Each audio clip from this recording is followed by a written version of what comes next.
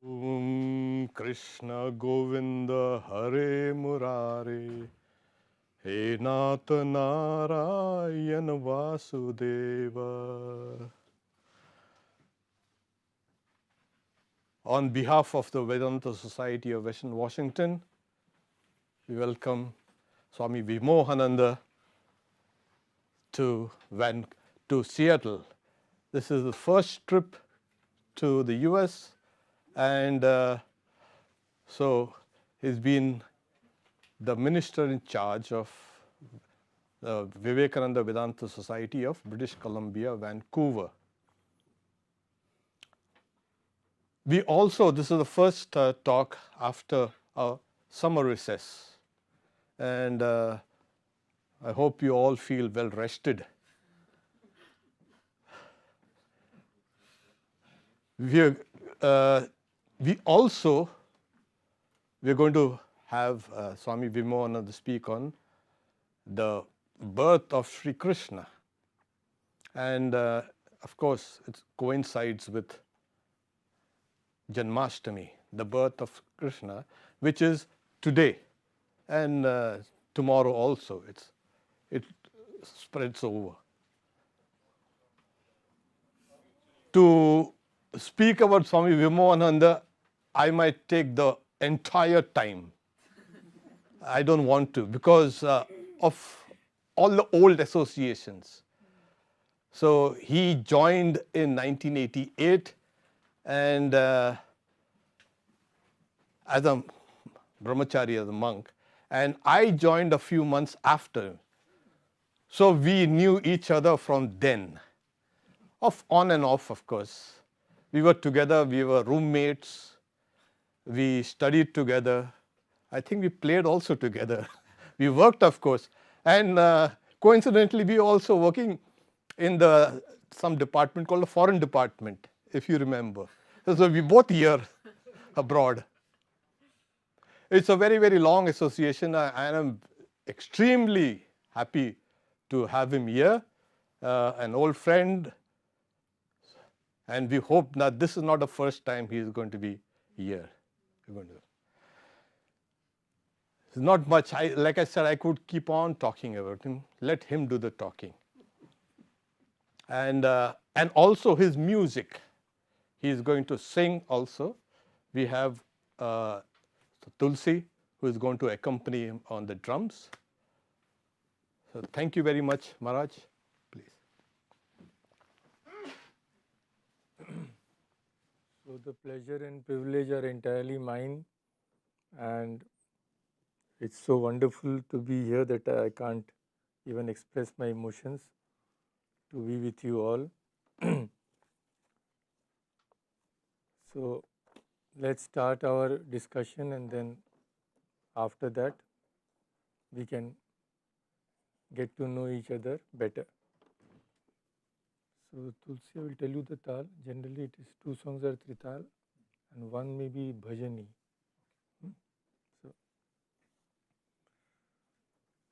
So let's start with the pranam mantra of Sri Krishna, which I think you all know. Om Vasudeva Sutam Devam Kansachanuramardanam Devaki Paramanandam Krishnam Vande Jagadgurum. Vasudeva Sutam, he was the son of Vasudeva. Kansa and Chanu Mardanam, he destroyed the demons, Kansa and Chanu, and Chadu Mardanam, Devaki Paramanandam, one who was a source of great bliss to his mother, the divine Devaki, Krishnam Vande Jagadgurum, to that world teacher Krishna we all bow down. Another beautiful verse I will quote. You must have, those who have studied the Gita in some detail must have heard about the great Madhusudan Saraswati. His commentary is one of the most voluminous, the most scholarly. He was a absolutely brilliant scholar, unfathomable scriptural erudition he had, and of course a very great saint. He just did not philosophize, he had actually realized. So after writing the whole of the Gita, all Advaita, yoga, everything, all philosophies he deals with, at the very end, what does he write? Vanshi vibhushita karan नव नीरदाभात पीतांबरात अरुणबिंब फलाधरोष्टात पूर्णेन्दु सुंदर मुखात अरविंद नेत्रात कृष्णात परम किमपि तत्वम न जाने. One who holds a flute in his hand, whose complexion is like a newly formed cloud full of water, who wears yellow apparel, whose lips are like the bimba fruit, whose face is as beautiful as a full moon, and whose eyes are like lotuses. Other than that, Sri Krishna, I know of no other supreme reality. This he says after discussing Brahman and all those things. So those big things you people know better. So after all saying all this, he writes. So I will just quote about in short before we start the description of his birth, the story of his birth, a very short quotation from our Prabuddha Bharata magazine, old magazine. Your Swami was also editor of that magazine, you must be knowing. India, whose long history unfolds the glorious biographies of its great men, has produced innumerable saints and sages. Among these great men, Sri Krishna stands out as a towering personality. Very few have influenced the life and thought current of India as Krishna has done. For thousands of years, his life and teachings have been a perennial source of inspiration to philosophers and saints, rulers and statesmen, poets and artists. He was the noblest embodiment of the eternal religion of India, which is based on universal principles, and as the proclaimer of the Bhagavad Gita, he was the best commentator on Vedanta. Men and women in all ages and belonging to various groups found a favorite ideal in his many-sided and divine personality. His message of duty and strength is of universal appeal and eternal value. So profound has been his impact on every aspect of India's heritage that he is regarded as the foremost of divine incarnations. So the Bhagavata, a little on the side of dogmatism, it says that the other incarnations are just parts of Sri Krishna. But Krishna is Krishnastu Bhagavan Swayam. Krishna is the Lord himself. So these people come with a special motive, special message. They are extremely rare, and their birth and their karma, what they do, those are often beyond the ordinary realm, beyond the ordinary realm of our ordinary human beings. That is why he says in the Gita, Janma karma chame divyam. My birth and my actions are divine. So they are incomprehensible. Only God knows them himself, and his devotees who have realized him actually, they may know, but they also cannot express their realizations because it is so inscrutable. Just a few words about Sri Krishna from the great Swami Vivekananda. I quote him, "He is the most rounded man I know of, wonderfully developed equally in brain and heart and hand. Every moment of his life is alive with activity, either as a gentleman, warrior, minister, or something else. Great as a gentleman, great as a scholar, as a poet. This all-rounded and wonderful activity and combination of brain and heart you see in the Gita and other books. Most wonderful heart and the most exquisite language of the Gita. Nothing can approach it anywhere. This tremendous activity of the man, 5,000 years have passed and he has influenced millions and millions. Just think what an influence this man has over the world. Whenever the principles of religion deteriorate and the principles of irreligion increase, the supreme controller, the personality of Godhead, Sri Hari, appears by his own will. He has said many other wonderful things. That is the topic of a separate discussion. So before starting, we will just sing Krishna's name in a very simple language. This is just 2 lines. So this may not require a tabla. It is just very simple. You can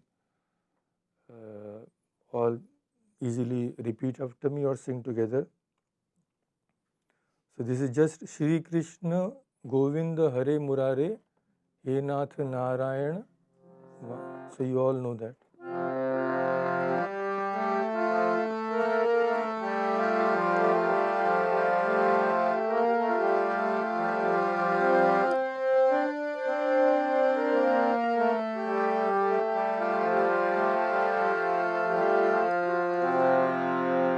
Shri Krishna Govinda Hare Murare He Nath Narayana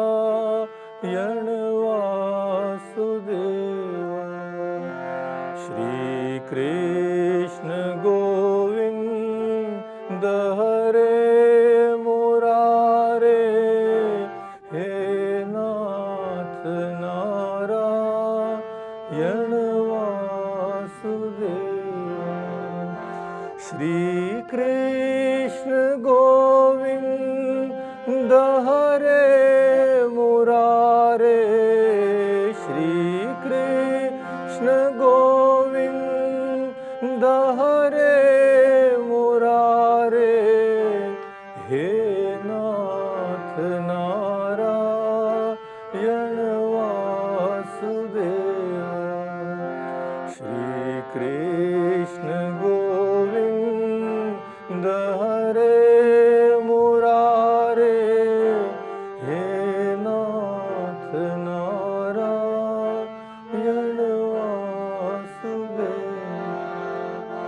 Shri Krishna Govinda Hare Murare Shri Krishna Govinda Hare Murare He Nath Narayana Vasudeva.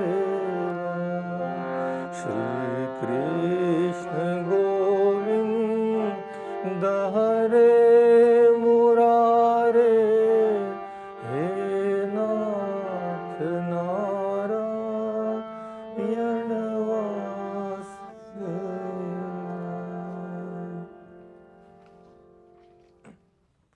So in the Puranas, there are many stories regarding Sri Krishna's birth. If we go into all detail, it will take at least 4 or 5 sessions, 4 or 5 hours to discuss all of them. So we will just have a short glimpse into it, and we are very lucky that the great Swami Ramakrishnananda, Shashi Maharaj, disciple of Sri Ramakrishna, you all know, he himself has written a short life of Sri Krishna. So I have compiled from some sources, but the most important today will be that description, which Swami Ramakrishnananda, he was not only a great saint but a very great scholar, a very great Sanskrit scholar. So let us see how Sri Krishna's divine birth came about. So in the Puranas, they start with that, when demons like Kansa, Sri Krishna's evil uncle, when they became king, havoc all around, torture, people were put to so many kinds of troubles. So Mother Earth, weeping, she went to Brahma that I am suffering because of being burdened by all these evil persons. So what to do now? So Brahma said, I cannot do anything. Who can do? Only God himself, Vishnu. Vishnu is symbolizing the supreme Godhead from whom emanate all incarnations. So they went to Vishnu, and Vishnu told them, don't worry, I am hearing all of you and I will soon come. So very beautiful descriptions are there of these. I am just telling you in a very succinct form. So about 4,000 years ago, now from the divine realm we come to our earth. So what was happening on earth after Vishnu had promised to come? So about 4,000 years ago in the north-western region of India, there was a land known as Shurasena. Shuraseno Yadupatir Mathuram Avasanpurim. Its capital was Madhupuri, which now is known as Mathura, due to its establishment by the demon king Madhu. During that time, the Yadava clan, you know, Krishna belongs to the Yadava clan. The Yadava clan had a significant influence there. King Ugrasena ruled over Shurasena kingdom and resided in Mathura. Ugrasena, Ugra in Sanskrit means fierce, but Ugrasena was completely contrary to his name. He was very gentle and calm, a very nice person. But his son, he was more like what his father's name denoted. So he was a very notorious person, known for his wickedness and cruelty. And his unchecked ambition for power led him to imprison his own father, Ugrasen. But Krishna, later when he killed Kansa, he made Ugrasena king again. Now, Vasudeva, a respected figure from a Vrishni dynasty, ruled the regions around Mount Govardhan. And Kansa's stepsister, Devaki, was married to Vasudeva. Now, the couple has been married, simple and beautiful persons, both of them noble and majestic to look at. So now they are going to their home, being driven in a royal carriage, richly decorated with all precious gems and ornaments, followed by a large retinue of people wearing colorful dresses, carrying the marriage dowries, because Devaki's father was also a small king. So he gave a huge dowry in the shape of vast masses of gold and silver, pearls and diamonds, splendid chariots and horses and elephants. So when the bride and bridegroom were ready to start, all sorts of instruments, they sound, conch shells, bugles, drums, kettle drums, all vibrated. And the couple started. So they were extremely beautiful and picturesque to look at. But in those days, of course, no motor cars. There was chariots. Chariots driven by horses. So the one who was driving the chariot was no less colorful. He was also attired in royal dress because he was none other than Kansa. Yeah, Kansa loved his sister very much. Even bad persons, they also may love someone. But that love doesn't last long, as we will see. So Kansa loved his sister very much. He said, I myself will drive you to your home.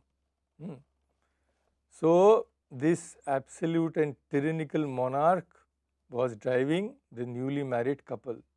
Devaki and Vasudeva were very happy. Kansa himself is driving the monarch himself.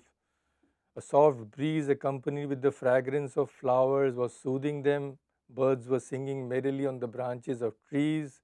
The rising sun was sending forth its balmy rays. Everything was pleasant, as it is sometimes in our lives. But suddenly the face of nature changed. The birds stopped singing. The sun was obscured by a cloud. The gentle breeze became a gale carrying dust and dirt, and other omens also appeared, which symbolized an imminent danger. What was going to happen? So suddenly, an unseen voice was heard from above, which was only intended for the driver of that chariot, Kansa. What was that voice? You foolish one, who are you driving so merrily, so happily?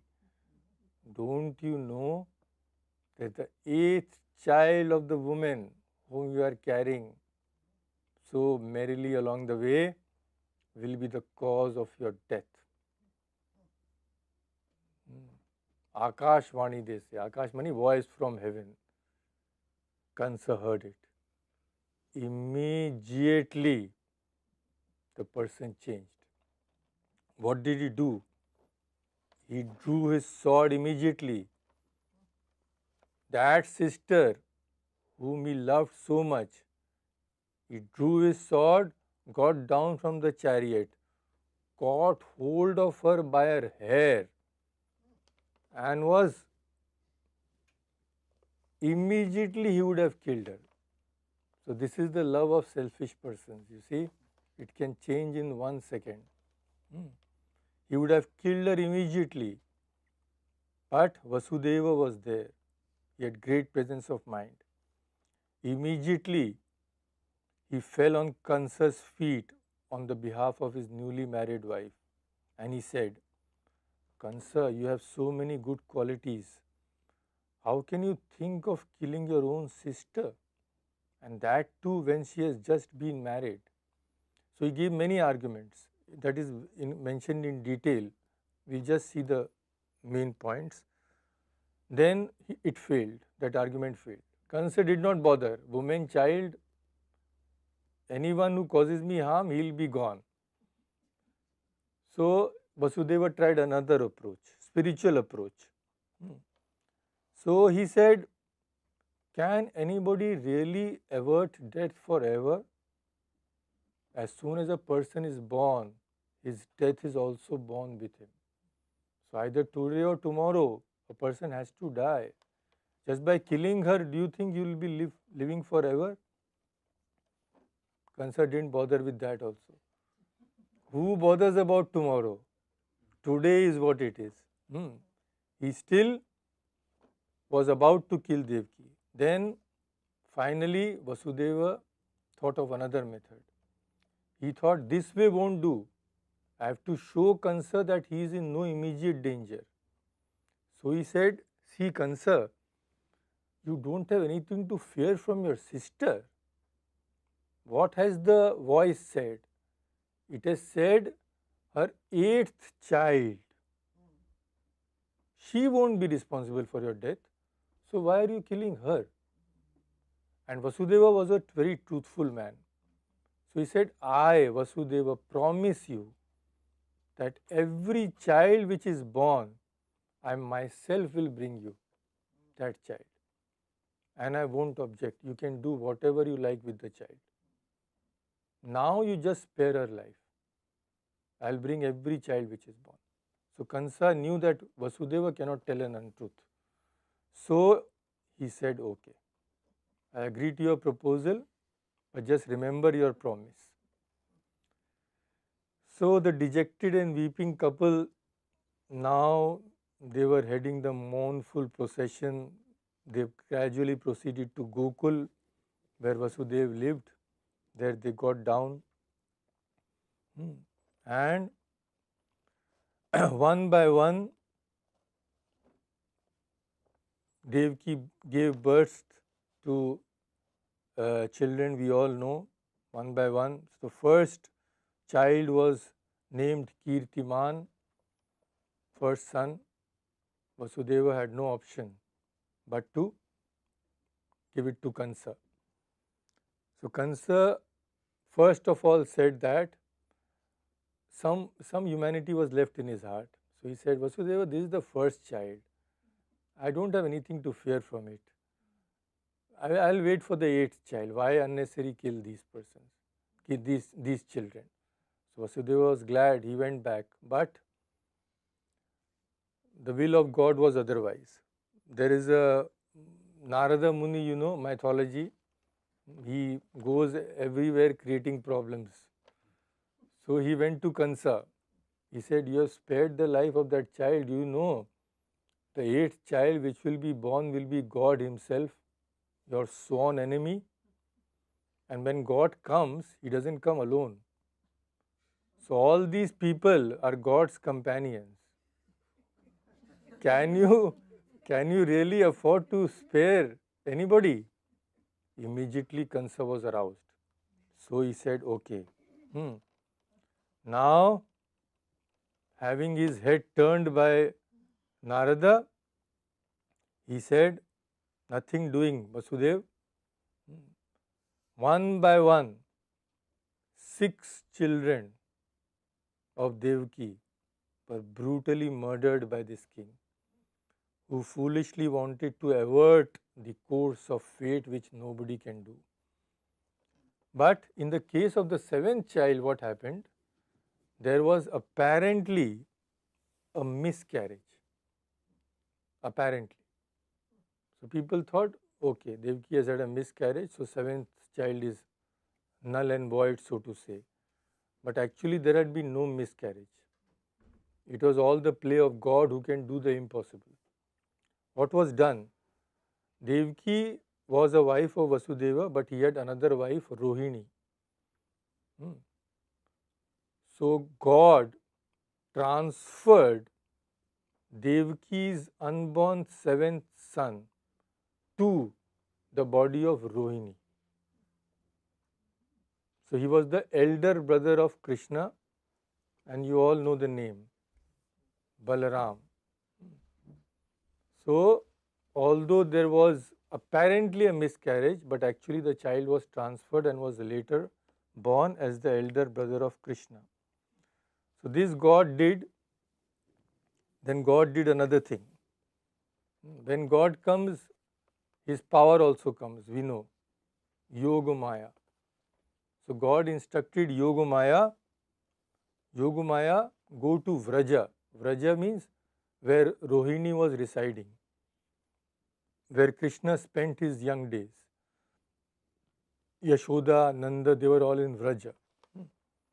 So Krishna, the Lord told his Yogamaya, go to Vraja, where live many cowherd men and their wives. In that beautiful land, Rohini, the wife of Vasudev, is living in the house of Nanda. Nanda Yashoda, to whom Krishna will go. So he said, you go there and I will be born as the 8th child of Devaki. So what will happen? See,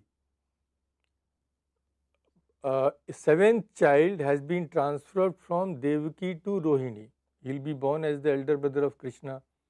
And Yogamaya will be born as a daughter in Vraja, Yashoda's daughter. And when the 8th child, Krishna, is born, Vasudeva will go at night, cross the Yamuna river, leave Krishna with Yashoda and take her daughter in return. This is what happened. So now, of course, this is still to happen. We will see. Now, let us go to Devaki. The love of a mother towards her child is so intense, we all know, that makes her regard her own life as nothing when the life of her child is in danger. We can therefore imagine the extreme torture and violent agony that Devaki had to undergo when each and every one of her 6 children were put to death before her eyes. So now this exchange took place, that the 7th child was first transferred to Rohini. And now the time is approaching for God Himself to be born as Devaki's son. So in order to bring about that auspicious time, we'll just have a small song. So it is with you in English as well as in Devanagari. I don't know whether you know this song or not. We have sung it many times in Vancouver. So this will be in Trital.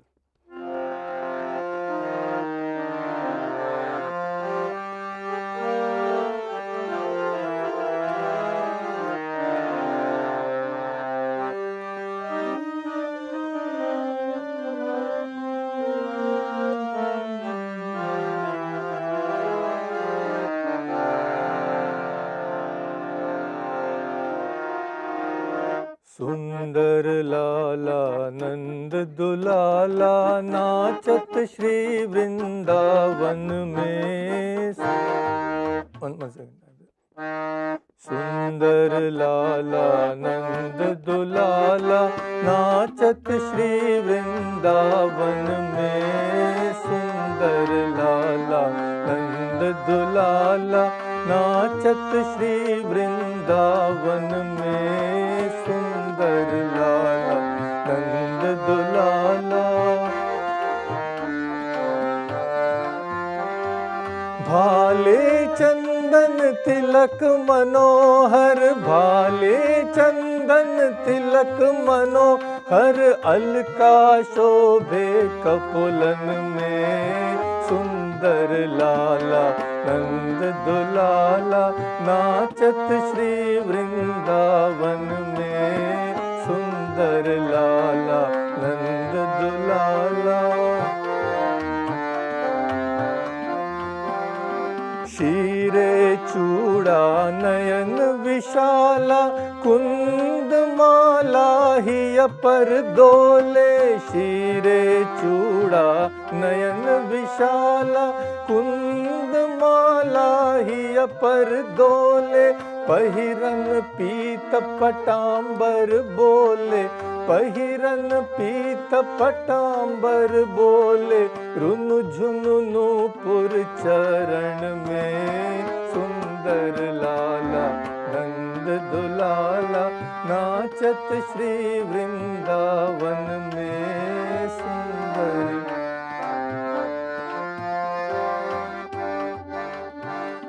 कोई गावत पंचम तान, बंसी पुकारे राधा नाम। कोई गावत पंचम तान, बंसी पुकारे राधा नाम। मंगल ताल मृदंग रसाल, मंगल ताल मृदंग रसाल, बजावत है कोई रंगन में। सुंदर लाला नंद दुलाला नाचत श्री वृंदावन में। सुंदर लाला नंद दुलाला भाले चंदन तिलक मनोहर, भाले चंदन तिलक मनोहर, अलका शोभे कपुलन में। सुंदर लाला नंद दुलाला।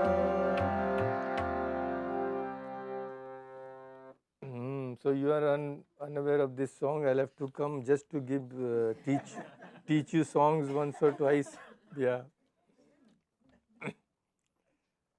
So when the time for the birth of the 8th child was approaching, Kansa was so afraid that who knows Vasudeva will keep his promise or not. I can't take any chances.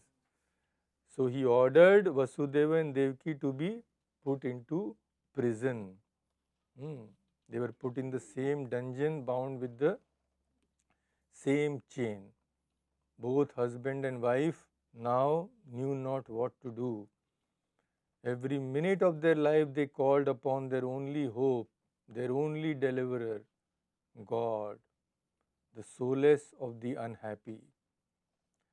But it seemed that God also proved to be as heartless, inert and silent to them as the stone walls of their dungeon. This is all Shashi Maharaj's wonderful language, the way of putting. But however much the clouds may thicken, and hide the sun from our view for days and days together, as it does in Vancouver in the rainy season. Still, none of them shall ever be able to take away the sun. So, forever from us. The clouds cannot hide the sun from us forever. Although in such gloomy days we may become very restless, fear another deluge, or imagine a dissolution of the entire creation. But even in the gloom of clouds, there are flashes of lightning. Even in the utter darkness of hopelessness, there are occasional glimmerings of hope, which I have found in Seattle, which keep us alive. And in this case, as the innate piety and devotion of the distressed couple never forsook them, they found a peculiar kind of rest in God, even in that restlessness of anguish. Ardent prayers proceeding from the very bottom of their souls reached the Almighty Lord of the universe, and He, in His own mysterious ways, was infilling their souls with infinite power of endurance, which kept the fragile vessels of their delicate frames steady and safe in that gloomy and stormy sea of life. Such beauty, you see, only a saint can write like that. Now, the time is slowly coming. So, Devaki and Vasudeva were getting depressed, as we have seen, and the restlessness of Kansa was also reaching its limit. Every minute he was expecting the birth of the child. Sometimes through fear he would suspect his most faithful servants also. So he would come into the prison to see whether everything all right. There was no child there, and he knew that God was going to be born to kill him. So he began to see visions of the child everywhere, coming with the discuss to kill him. So this was the way in which his mysterious ways of God. No, so this was the way in which Kansa was meditating on God. Now, what happened?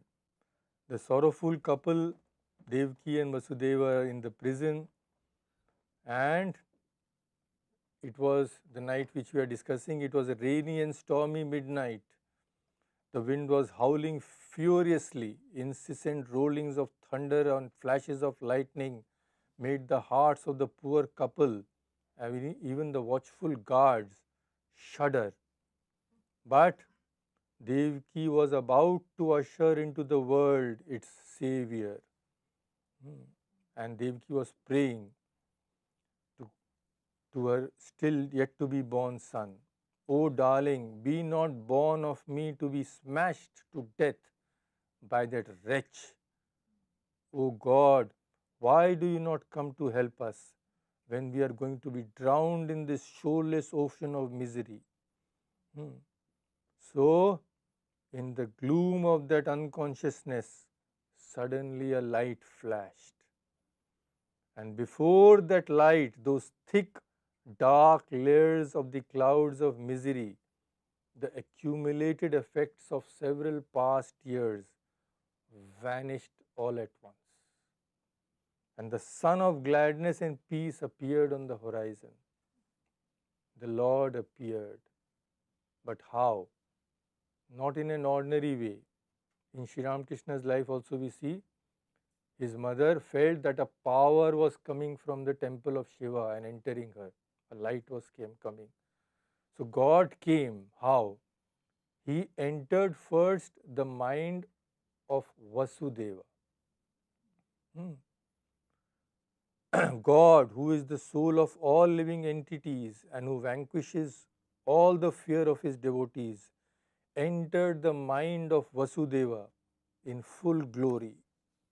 Vasudeva was now carrying divinity within the core of his heart, and he bore the Lord's transcendently illuminating effulgence and thus his face began to shine like the sun. It was even difficult for anybody to approach Vasudeva, such became his power. After that, God entered Devaki. He was now within Devaki. And Devaki, because now she was carrying the cause of all causes within her, she became even more beautiful and shone with effulgence, as the sky becomes beautiful when the sun rises. The imprisoned Devaki then looked like a flame within a pot. There was darkness all around her, but she was shining with the light of God. All this news reached Kansa. He thought, I have had it. He has come. Now what can I do? So, by God's Leela, some sort of humanity also entered into him then. He said, what should I do now? Should I go and kill Devaki right now? He said, Devaki is a woman.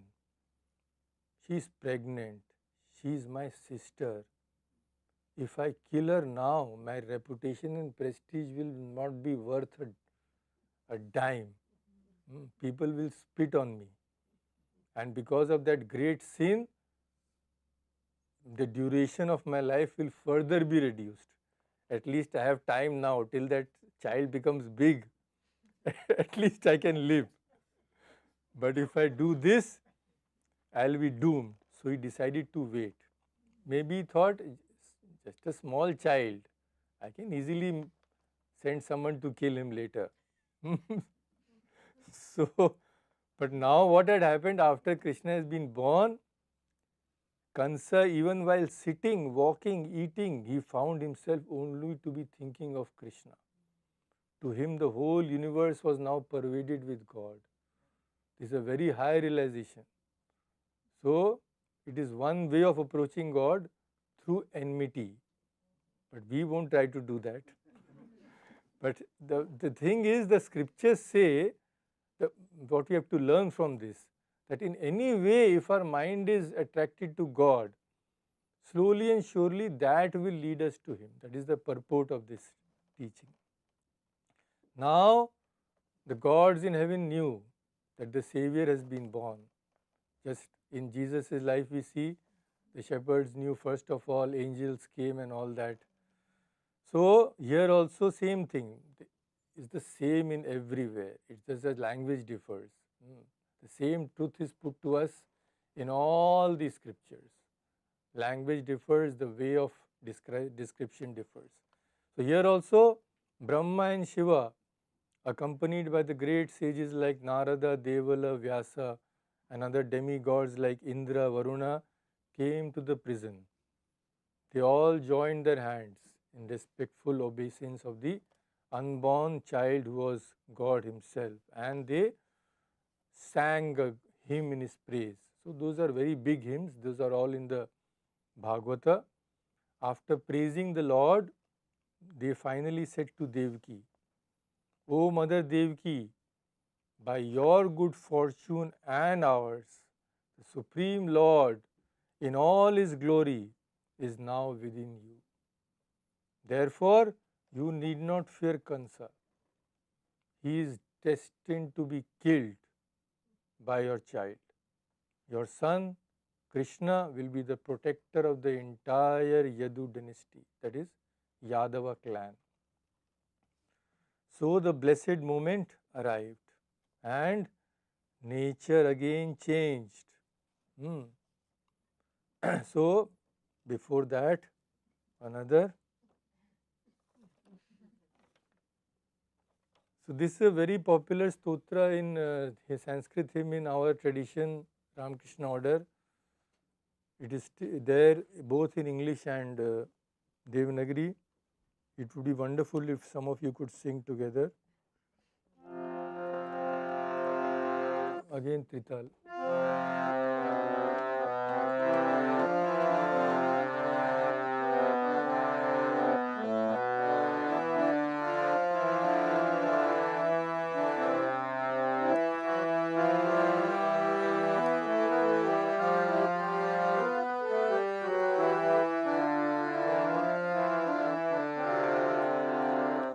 जय शंख गदाधर नीलकलेवर पीत पटांबर देहि पदम जय शंख गदाधर नीलकलेवर पीत पटांबर देहि पदम जय चंदन चर्चित कुंडल मंडित कौस्तुभ शोभित देहि पदम जय शंख गदाधर नीलकलेवर पीत पटांबर दे जय पंकजलोचन मार विमोहन पाप विखंडन देहि पदम जय वेणुनिनादक रास विहारक पंकिम सुंदर देहि पदम जय शंख गदाधर नीलकलेवर पीत पटांबर जय धीर धुरंधर अद्भुत सुंदर दैवत सेवित देहि पदम जय विश्व विमोहन मानस मोहन संस्थिति कारण देहि पदम जय शंख गदाधर नीलकलेवर पीत पटांबर दे जय भक्त जनाश्रय नित्य सुखालय अंतिम बांधव देहि पदम जय दुर्जय शासन केली परायण कालिय मर्दन देहि पदम जय शंख गदाधर नीलकलेवर पीत पटांबर जय नित्य निरामय दीन दयामय चिन्मय माधव देहि पदम जय पामर पावन धर्म परायण दानव सूदन देहि पदम जय शंख गदाधर नीलकलेवर पीत पटांबर जय वेद विदांबर गोपवधू प्रिय वृंदावन धन देहि पदम जय सत्य सनातन दुर्गति भंजन सज्जन रंजन देहि पदम जय शंख गदाधर नीलकलेवर पीत पट जय सेवक वत्सल करुणा सागर वांछित पूरक देहि पदम जय पूत धरातल देव परात्पर सत्वगुणाकर देहि पदम जय शंख गदाधर नीलकलेवर पीत पटां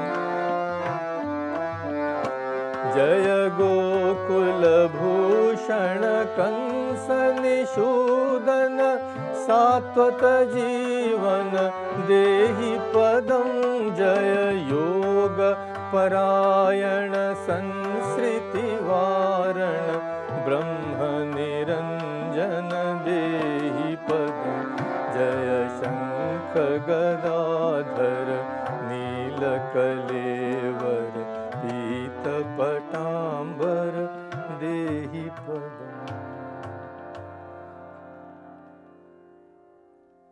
Have you taken a vow of silence?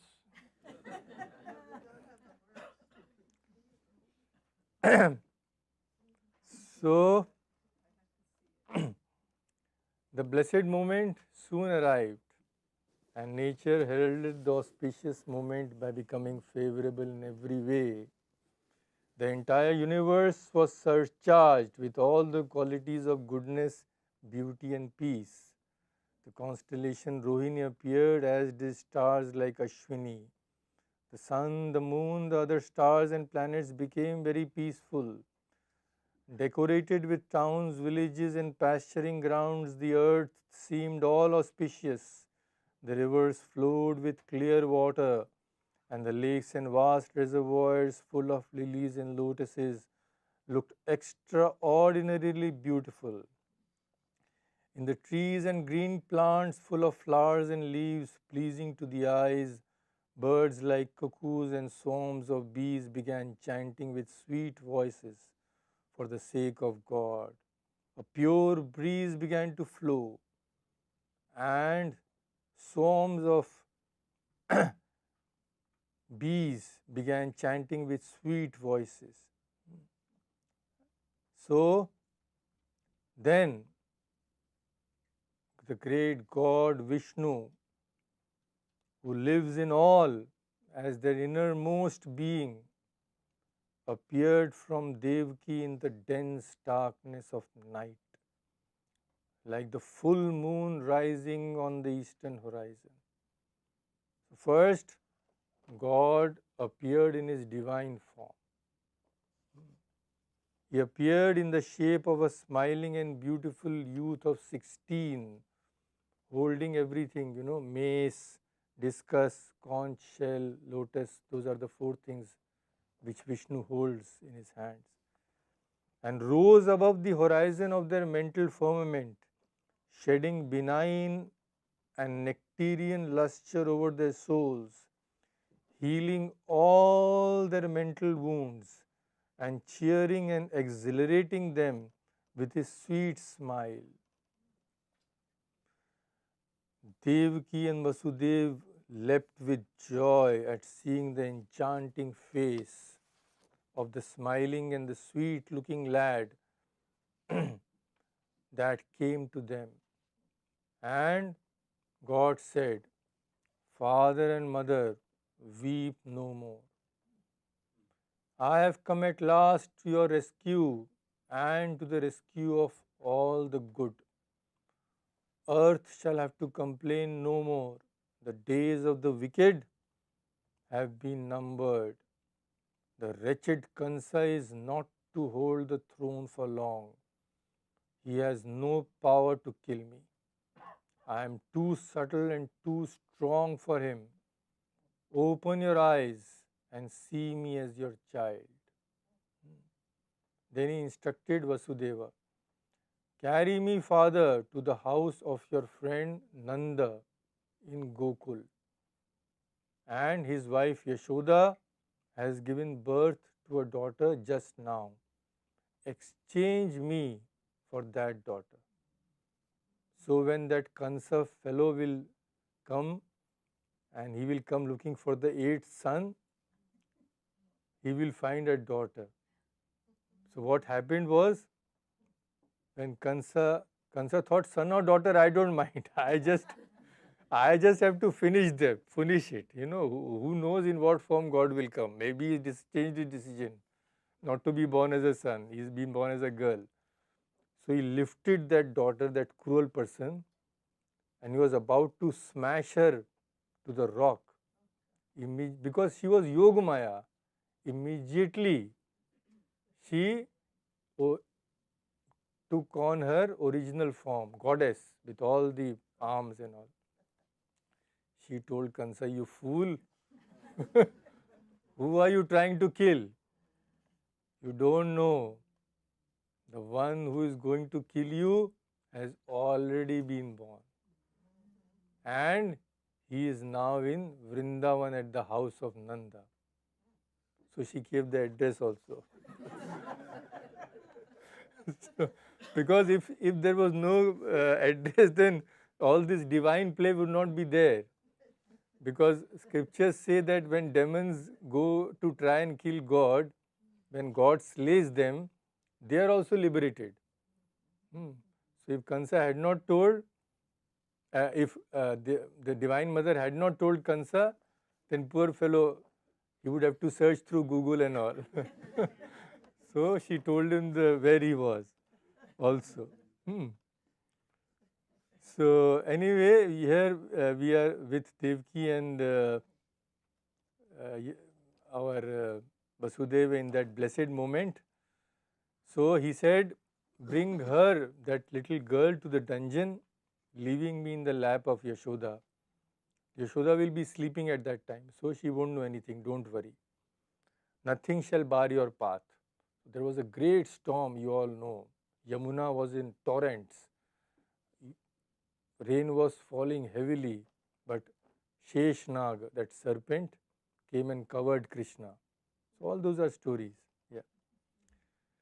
So with these words, God vanished.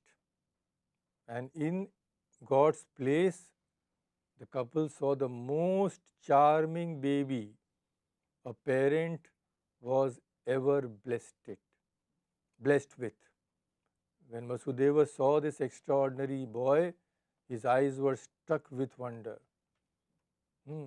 He was jubilant as he could understand that this child was the Supreme Personality of Godhead, Narayana. And he became fearless, bowing down with folded hands and concentrating his attention.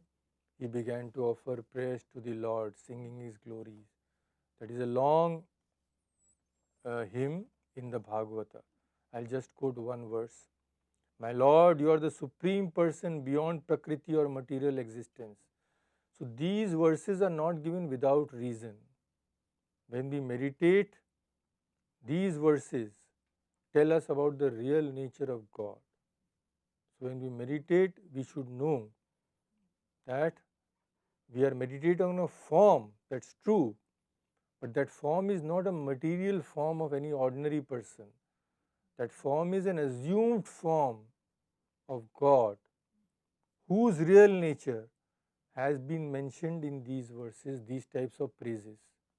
So they deserve our close attention. You are the Supreme Person beyond Prakriti or material existence. Your form can only be perceived by transcendental knowledge. You are supreme bliss personified and the creator of the whole universe. After this, Devki also worshipped God. That's also long worship.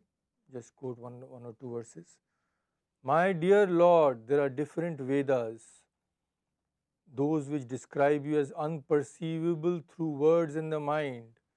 Yet you are the origin of the entire cosmic manifestation.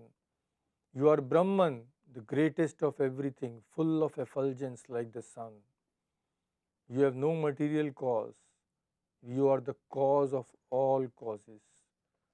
You are indeed Vishnu, the light of transcendental knowledge. So, now God said his final words that Devki and Vasudev, I have been born to you not without a reason. In your previous birth, you had performed great austerities.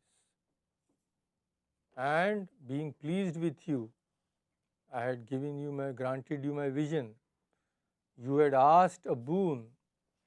What was the boon? You had asked me for a son exactly like me. They wanted a son exactly like God. God said, you had asked for this boon, but I could not fulfill it literally because I searched the whole creation. I could not find anyone like me. Because there is no one like me, I myself have been born as your son. What beautiful thoughts. Absolutely. So, think of me as your son, but know that I am actually the Supreme Brahman itself. By thus thinking of me constantly with love and affection, you will at last come to me. After instructing his parents thus, Supreme Lord transformed himself into a small child, Sri Krishna. So just I will conclude with these few lines which Swami Vivekananda says about these incarnations. Incarnations like Buddha, Jesus Christ, Krishna. Glory unto the great souls. They are the living gods of the world. They are the one whom we ought to worship. These teachers of mankind are the real gurus. Therefore, salutations unto you, whose footstool is worshipped by angels. Salutations unto you, leaders of the human race. Salutations unto you, great teachers. You have our salutations forever and ever. So just Krishna has been born, we should express our joy through a small, not a song, it is just a couplet. So I am sure there are just 2 lines. I am sure that you won't find this difficult to sing. So bolo means to chant, to say in Hindi. So these are just 2 lines. Govind bolo, Hari Gopal bolo. Radha Raman, Radha means one who delighted Radha, Krishna. Radha Raman Hari Govind bolo. These are just 2 lines. So I don't think there will be too much for you also.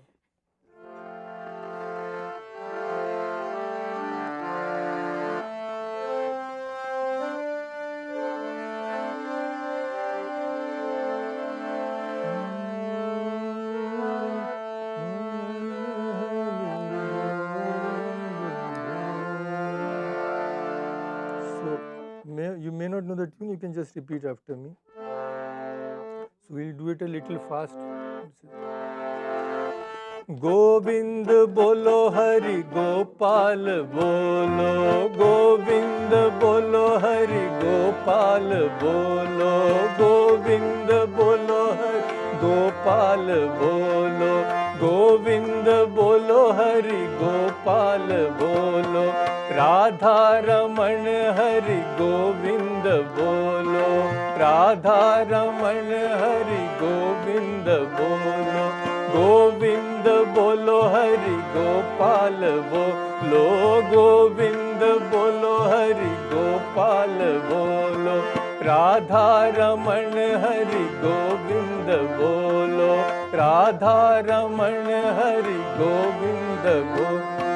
Govind bolo Hari Gopal bolo. Govind bolo Hari Gopal bolo. Govind bolo Hari Gopal bolo. Govind bolo Hari Gopal bolo. Radha Raman Hari Govind bolo. Radha Raman Hari Govind bolo. Govind bolo Hari Gopal bolo. Govind bolo Hari Gopal bolo. Govind bolo Hari Gopal bolo. Govind bolo Hari Gopal bolo. Radha Raman Hari Govind bolo. Radha Raman Hari Govind bolo. Govind bolo Hari Gopal bolo. Govind bolo Hari Gopal bolo. Govind bolo Hari Gopal bolo. Bolo Krishna Bhagwan ki. At least you could say this one, I'm glad. Actually, he has spoiled you with all this Vedanta and all this big stuff. You know, when we are quiet, we are more grave and silent. We are stunned by your talk and your singing. Tongue-tied, heart is full of bliss. But it was very delightful, and we always knew him to be a wonderful singer and a conversationalist, etc. And the Swami will, as we know, will take questions, not here, not from the online. If we have any questions here, the rest of the questions can be taken down in the basement over coffee.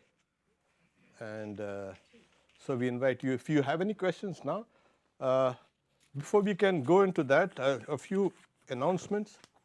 The Wednesday gospel class, which was generally given by Swami Vivekananda, we have a guest Swami, Swami Ramana Swarupananda. He's a Swami from the Ramana Maharishi tradition. He's from Tiruvannamalai, so he'll be giving the Wednesday class. So come in, or you can join online. Friday, of course, we have the householder disciples of Sri Ramakrishna. This one will be on Suresh Chandra Datta. So he was Nag Mahasai's great friend and supporter. So his life also was wonderful. Mother's Children, of course, next Sunday, and then we have Ram Nam. And we also have Swami Advaitananda, the disciple, one of the disciples of Sri Ramakrishna's birthday. So we're going to see how he was transformed from an ordinary person to a great sage. He was older than Sri Ramakrishna when he came to Sri Ramakrishna. Okay. And he was a widow. And how from there he became what he was today, worshipped. Once again, we thank Swami Vimohananda for being here. So Swami, I assure you, as you keep on coming here, we'll pick up the singing and we'll sing along with you. So I won't leave you till you pick up fully. So Swami will be here today. In the evening, he's got a program. And tomorrow, after breakfast, he will leave for the retreat, Tapovan. We also have plums from the retreat, which were plucked by Karma Yogis. We had a Karma Yoga there yesterday. So they are packed, they are sweet, and they're waiting for you.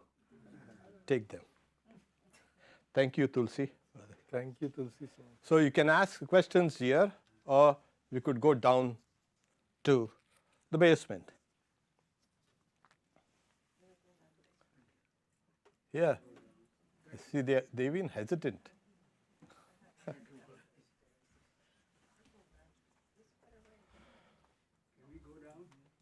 Yeah. Yeah, let's go down. Yeah, sure. So you can make your